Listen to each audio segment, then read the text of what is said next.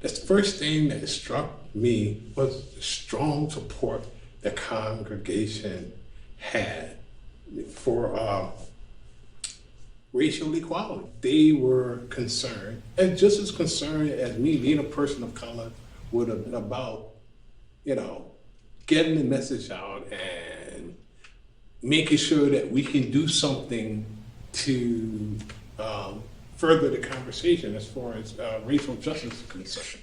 When we started with the immigration issue, I was all in on that, and I was so proud of our church for taking that on.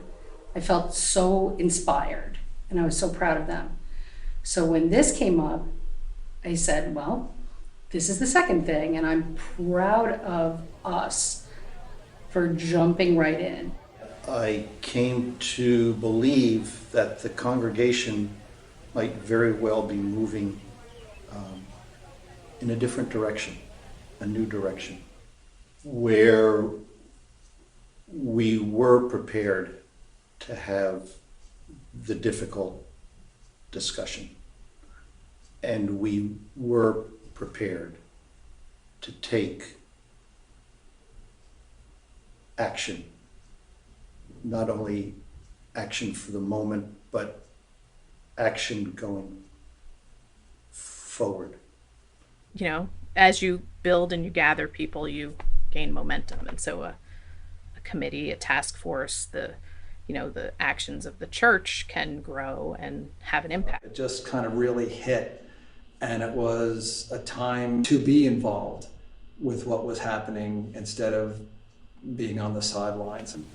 There was a consensus in the room that no matter how anyone feels about what we're doing, number one, it's the right thing to do. And number two, that it's not a matter of us versus them. It's a matter of us bringing them into what we want to do. So it never felt contentious. Like, okay, so we don't agree about something, and that's okay. How can we move forward in a way that is going to be encouraging and educating? This was an opportunity for me to participate with the people that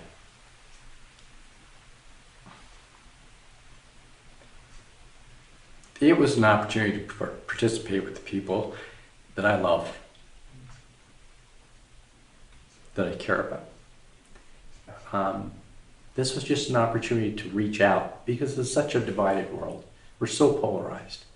Everything is tribal, and this was a perfect opportunity within our community to reach out to people that I love, that I care about, no matter where they are in that. You know, our congregation is, and I don't think I'm speaking out of turn here, not particularly diverse. What's a congregation like this possibly going to do when it comes to racism?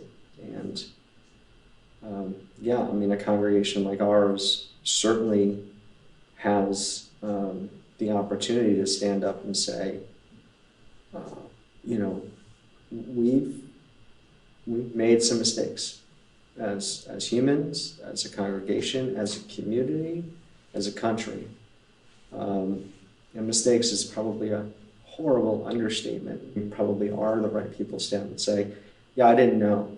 And now I need to know, and I want to know, and I want to make mistakes in learning, and I want to get the conversation right. We've always been very community-minded. We've always been supportive of the community, but I don't know that we've ever directed the community, if that makes any sense. We've not said, we need to do this, this, and this.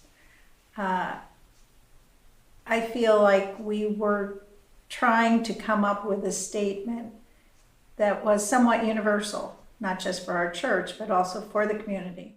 I'm very satisfied with what came out from my church.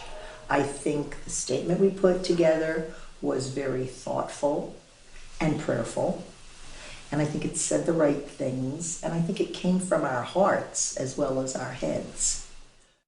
So it was unique because I feel like it was a combination of something we wanted to do, should do, hadn't done, and then did. I think our Christian calling is a difficult one. we are called to do the hard stuff, but mostly we end up doing the easy stuff. I felt very proud to be part of a church that is sticking out, doing the uncomfortable stuff, trying to be the change that we want to see. It felt so good that we were able to do the extra that Christ is asking us to do, to be an extraordinary church. I mean, many churches would have chosen just to be quiet and do nothing, because it is the comfortable path, it is the safer path, but we chose to break the barrier and say that we will have this hard conversation, because it's the right thing to do. Christ asks us to love, and we chose to do it.